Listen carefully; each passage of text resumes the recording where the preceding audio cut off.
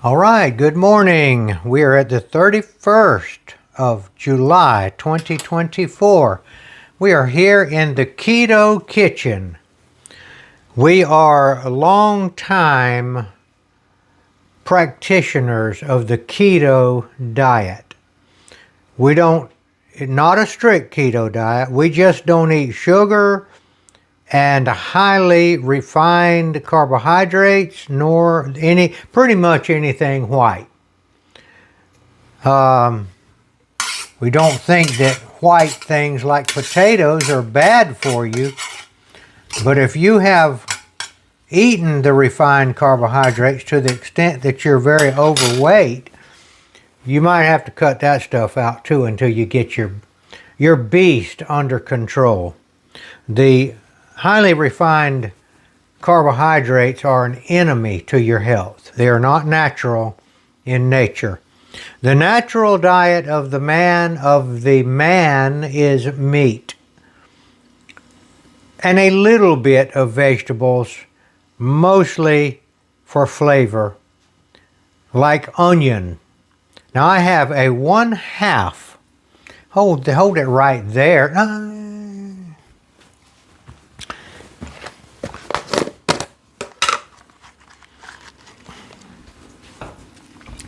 And this is the other half of a Vidalia onion.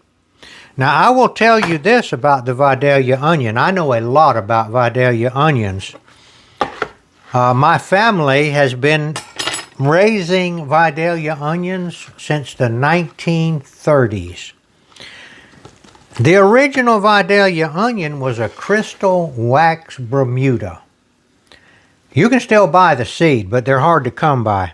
But through the years, plant breeders have been selecting the Vidalia onion type for the Brix score. And that means that they've been selecting the onions that contain the most sugar. So the Vidalia onion of today is not like the original Vidalia onion. There's a whole pile of sugar in the modern Vidalia onion. So you don't want to go too overboard with that, because it's not. Now, if you go back to the crystal wax Bermuda, if you go to bunching onions, you won't find that much sugar in them. That's what I prefer. And I have some not Vidalia, but some Tokyo bunching type onions seed that I'm going to plant this fall. And the tops of them are very good too. That would be reminiscent of the type of onions that the people ate in ancient times. They grow, actually we've got some wild onions growing by the side of the road out here. Just wild. And they're quite good. Okay, now we're going to pause for just a second. Oh, the onion. I like to cut the onion in fairly large pieces because I want to see it when I cook my carnivore meat, which today is going to be calf's liver. So I put the olive oil in there, and I cook them till they are slightly brown around the edges, okay? That's called caramelizing, and it kind of brings out the flavor. And another thing, liver cooks so fast that if you don't if you don't cook the onions first, you're not going to get that flavor, because they're not going to be cooked. You can't get them that way without overdoing your liver. Okay, to the liver. All right. I like to cook liver in fairly small pieces. And the reason is, I think it's easier to control it. And that would be in pieces about 1 inch square. It doesn't have to be exactly like that. Now this liver is slightly frozen still. So I might have to just wait. Oh, you might be able to get it apart. Yeah, I got that. I'm getting that apart right there. Let's see. but I'm probably going to have to wait a few minutes. Now I want to show you, while we're waiting on that to thaw out a little bit, something that we picked up at an estate sale the other day. Now we were looking for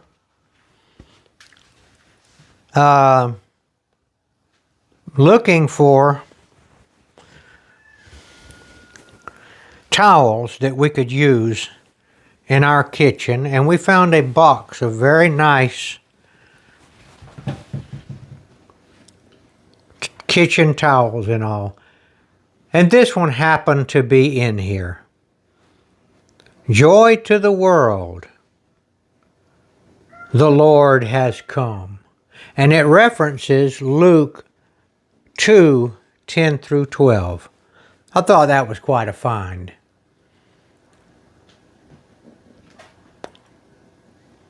Now while we're waiting for those livers to thaw out just a little bit,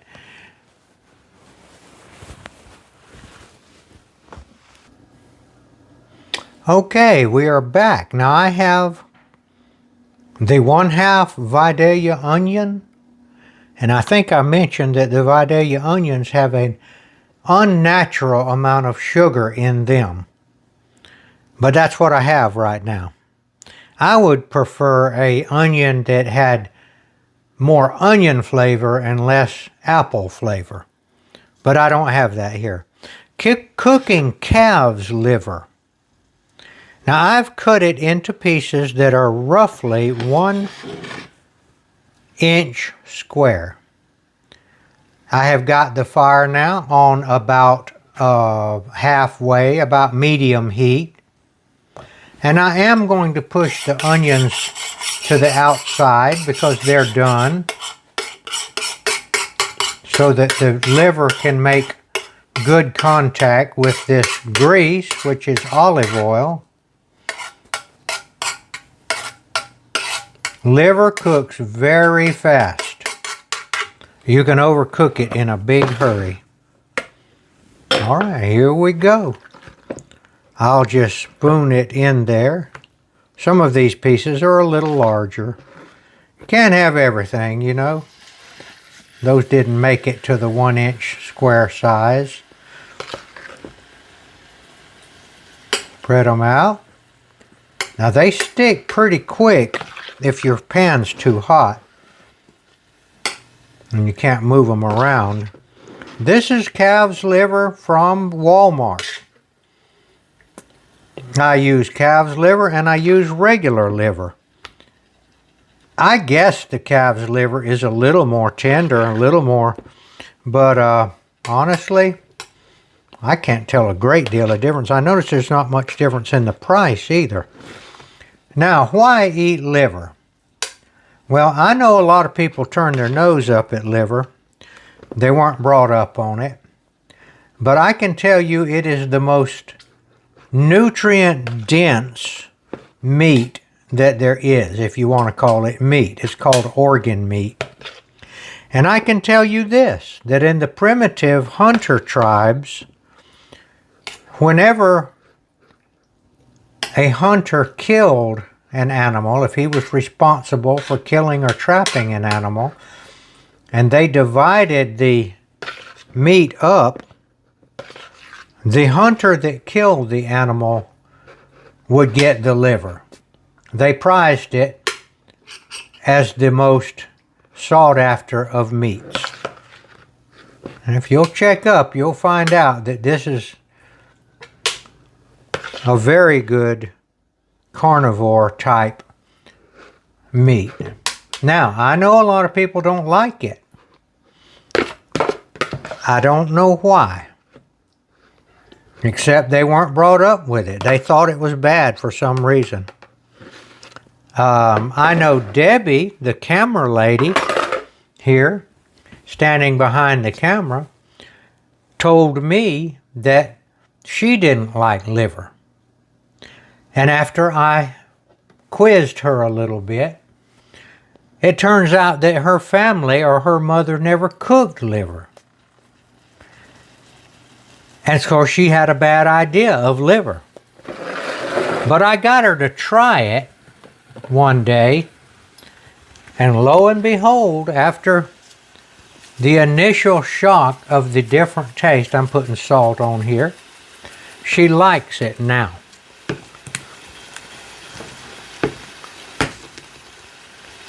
I'm sorry if you don't like liver. I feel sorry for you because you're missing something. One thing we really love around here is deer liver. When anybody kills a deer, it's the same thing. Most hunters throw it away. What a mistake. Deer liver is some of the cleanest, nicest liver that you can find. All right, we're going to let this cook. Like I said, you can overcook deer liver in a real hurry. So I'm going to keep this on low. And now we're going to pause for a minute, and we're going to get up the rest of our carnivore meal, which is not strict carnivore. These onions are not carnivore, but we don't have much of it. And we'll show you what that looks like in a few minutes. Okay, I have taken the liver off of the medium fire because it's going to take us a few minutes to get the rest of the meal ready. It's not done yet, but it won't take long. I've used my knife. This is another Walmart knife, but it's a high-end knife. It's called Cuisinart. Has a very nice case. Now, I've cut that liver up with it. That's not a big job. But let me tell you about liver. Is a very soft meat. If you don't have a sharp knife, you're going to be tearing it up. But I always resharpen my knife before I put it up. It doesn't take much. You just stroke straight down on this A.G. Russell knife sharpener. Now this knife sharpener also has diamond stones that you can put in the same holes if you need to remove a lot of material. But you don't.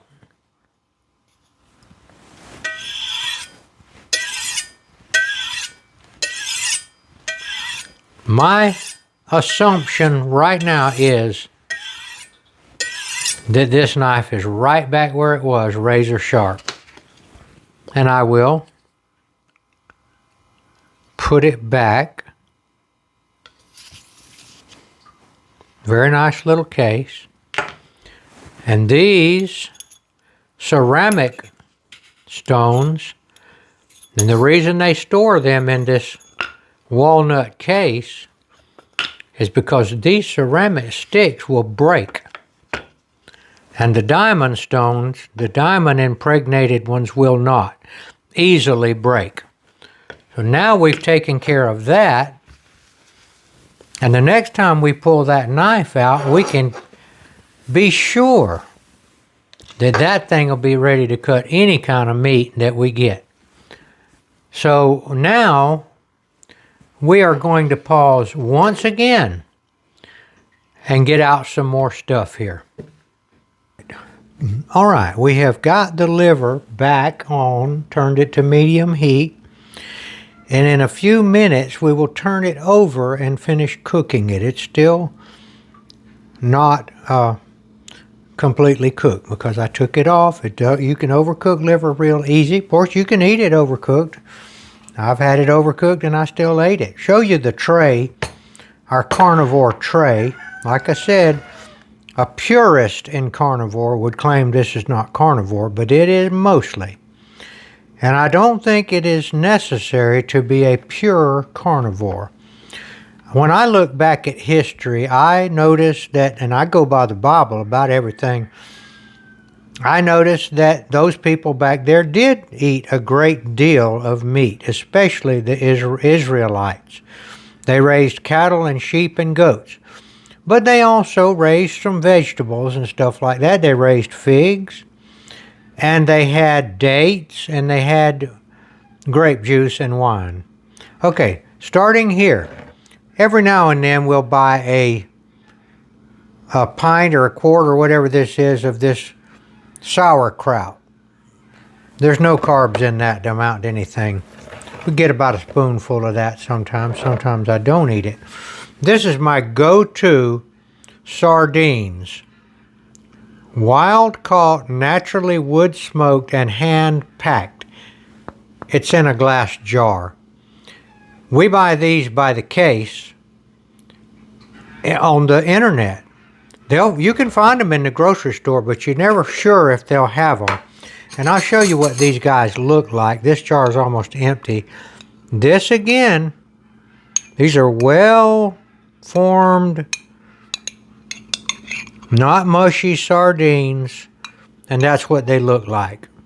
And I think they're packed in olive oil.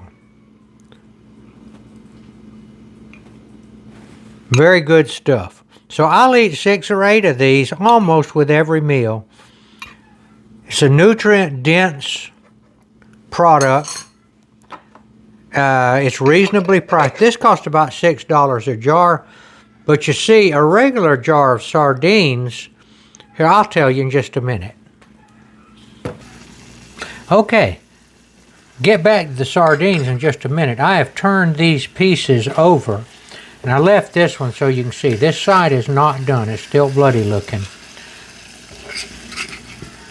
So I'll turn these over. I am a stickler on, since we usually only eat, we do OMAD, 1 meal a day. I want it to be right.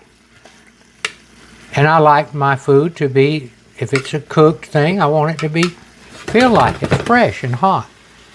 So I try to time this with having the meat hot and ready when the rest of it is ready.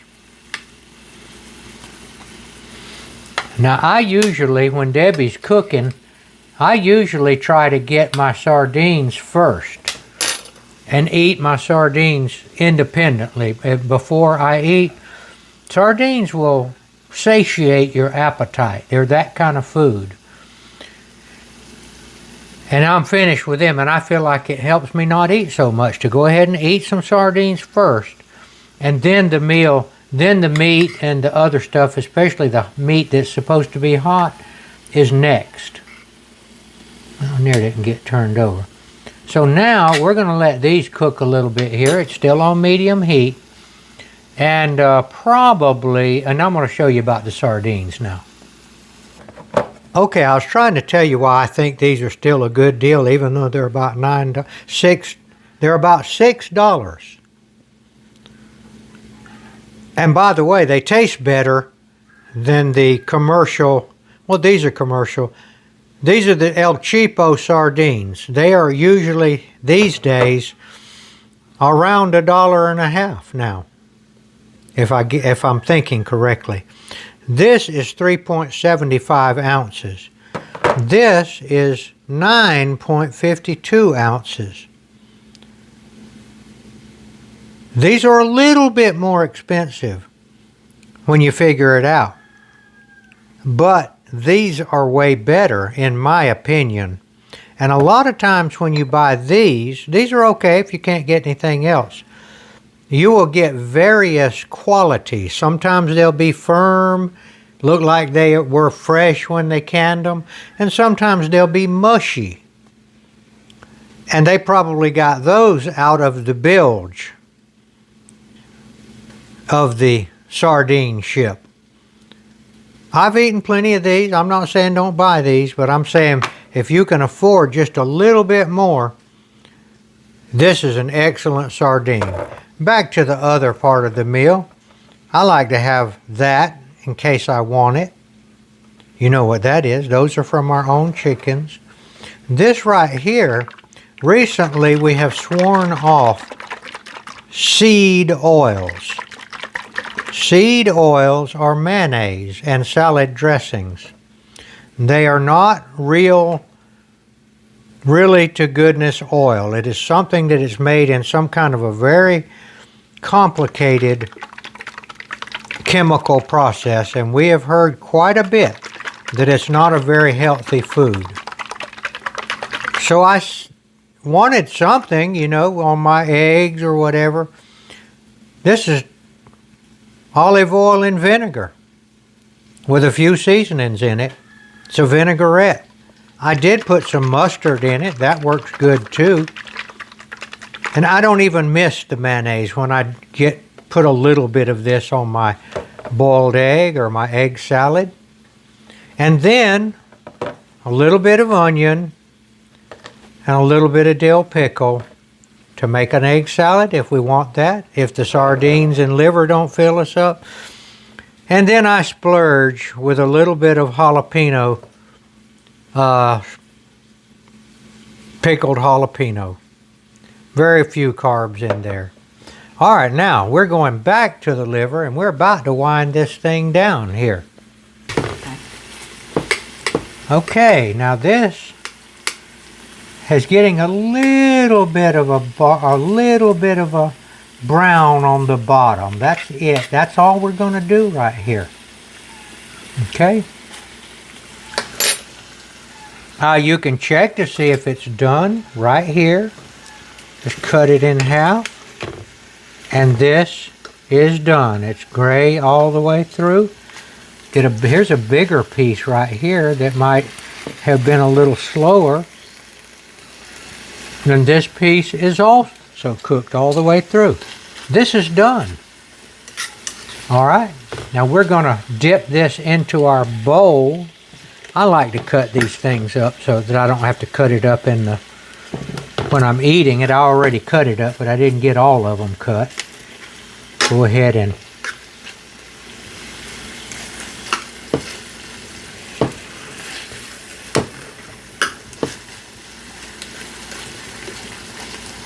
I think we can handle all of these pieces.